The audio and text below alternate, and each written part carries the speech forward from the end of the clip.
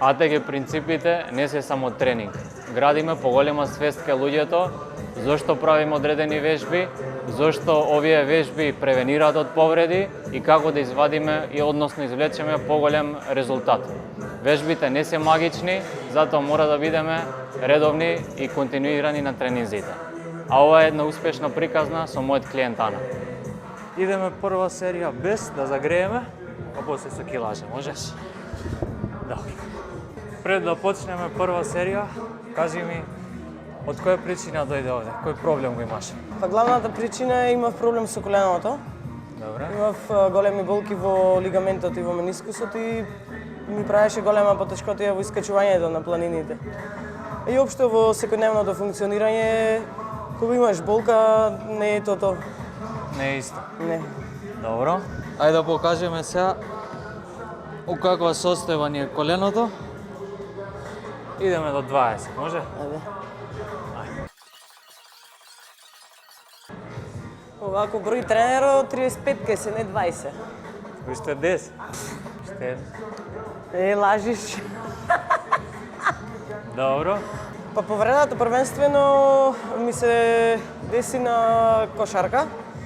Подолг период се занимавав со кошарката, но веќе 7 години се занимавам со активно искачување на планински врвови и експедиционизам. Најголемиот проблем ми беше кога по искачувањето, значи идеше симнувањето и имав страшни болки во колената. Значи, што тие се моментални болки, али наредните денови исто имаше болки, па згрченост во колената, флексибилност исто така правеше голем проблем. Едноставно не си функционален, кога имаш болка во колената, не си функционален општо во секојдневниот живот. Па високо ми е 6500 метри надморска висина. Тоа беше пред скоро месец дена на Памир, при искачување на врвот Ленин, но поради одредени неповолности на временската прогноза стигнав само до 6500. А иначе врвот Ленин е 7134 метри надморска висина. Браво. 6500. Не е лош. Со планините најмногу после кошарката се пронајдов во планинарењето. Значи најголем предизвик најдувам во планинарењето. Малце адреналин и едноставно со самото искачување на планините се надминуваш самиот себе си. И секој пат се нешто ново, повисоко, подолго, потешко, посурово и има постојан прогрес. Кај ти е пудрата, Чески? Чекај. Ови идеме 10 само. Ајде. Оба.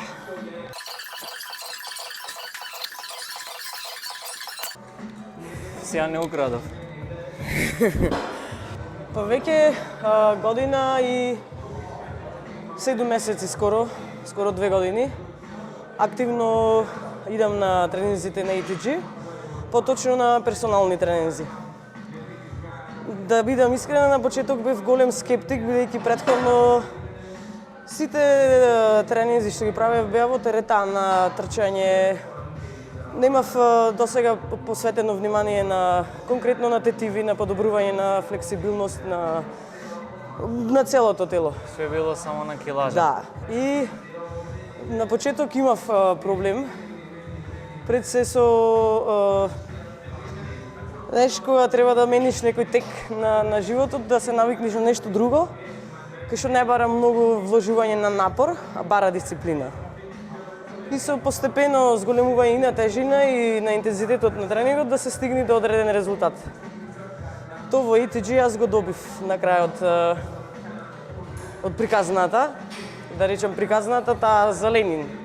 Се надевам дека во иднина ќе имаме поголеми проекти кај што ќе барат уште поголема дисциплина и редовен тренинг. Се разбира со помош на персонално лице од ATG тимот.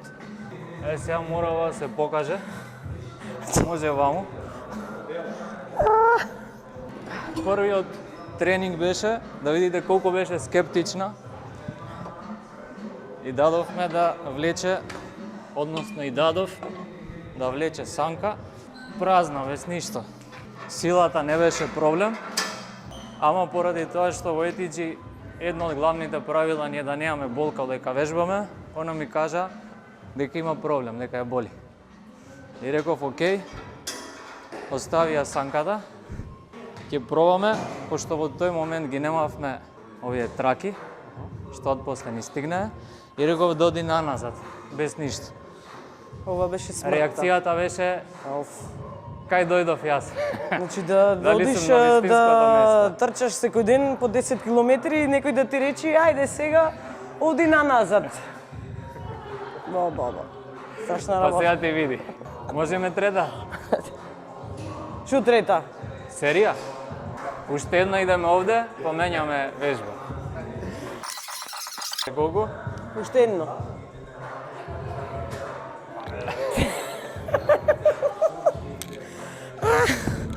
Се пак треба да се капам. Жива вода сум, значи, жива вода.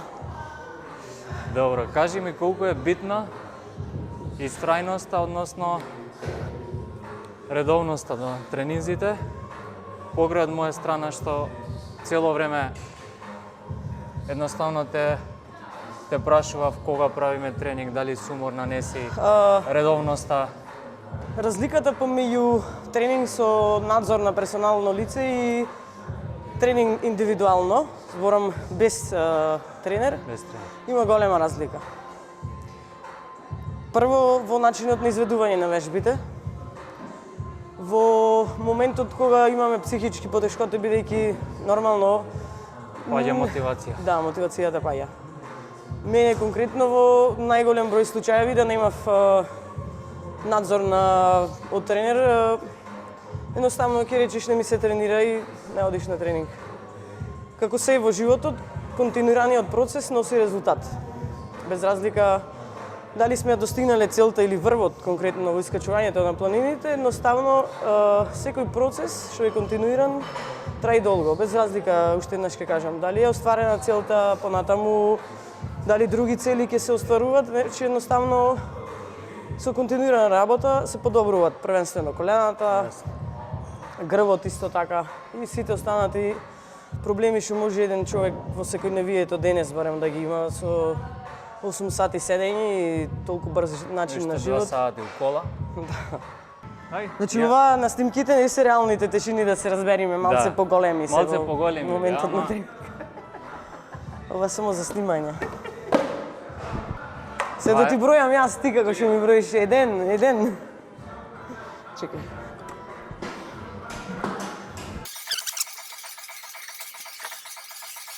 Скоро 2 години што работиме заедно. Последните 6 месеци беа 6 месеци, така? Беа спремање за За експедиција. експедицијата. Кај беше поточно, ако може? Значи бев на планинскиот венец Памир.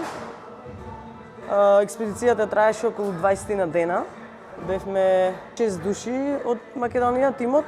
Значи Психички, станува физички. збор, ова е прва експедиција од ваков тип. Значи претходно ја сум искачувала и други врвови над 6000 метри. Ама разликата е што на тие врвови и аклиматизацијата и самото искачување не е лесно, ама има повеќе опции за одмор на телото, за регенерација на мускулите.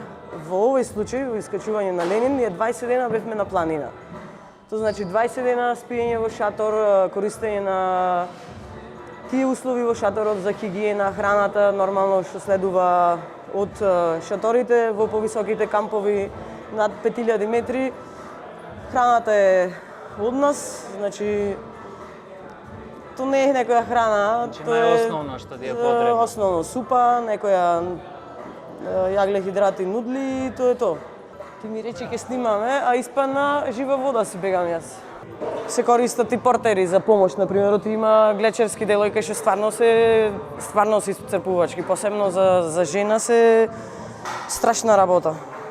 Мислам, експедицијата и скроз да излезеш од комфорт зоната. Безбедносно, ако ги следиш сите правила, нормално за планинарење, за алпинизам и општо секој спорт што ги нуди, нема шо. Предпазливост, внимателност и концентрација буквално од самиот почеток до врвот и назад. Значи тоа е 100% концентрација. Да, самото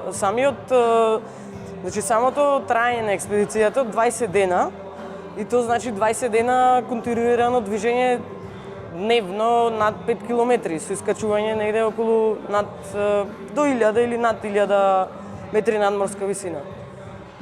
И нормално, ако немав јас континуиран тренинг во ETG, да не биде форсирање со тежини и со сила, мислам дека немаше да ги издржам. Одговорно тврдам за тоа.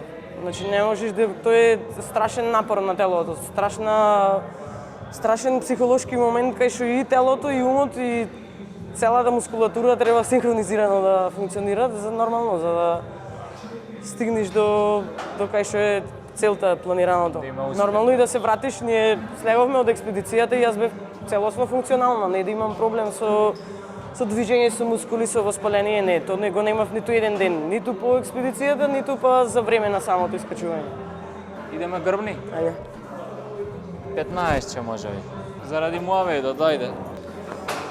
Че да те почекам горе, ајде. Значи, претходно јас немав никаква навика за истегнување на после тренинг. Тоа не беше проблем, да. Мислам дека најголемиот проблем. Значи да стекнам навика после тренинг, без разлика дали е напорен или е така едноставно само стречинг, навиката мене за истегнување не ми беше стекната. Флексибилноста мислам дека е најбитниот момент. Исто држањето на самото тело.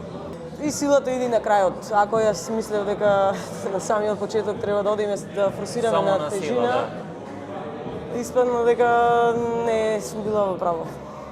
Да, исто тоа ни беше еден од најголемите проблеми, односно бариери кај што требаше да и се објасни дека не е само силата клучен фактор за секој успех, мора да биде тоа баланс. Лева десна страна да биде исто силна, горен долен дел, флексибилноста да биде во сооднос со силата, мобилноста на зглобовите и се заедно го дава резултатот што секој ден пробуваме да го постигнеме. 2 вежби горен дел. Само со колку ќе одиме со 7 ако? Ајде. Земи од таму 2 седумки.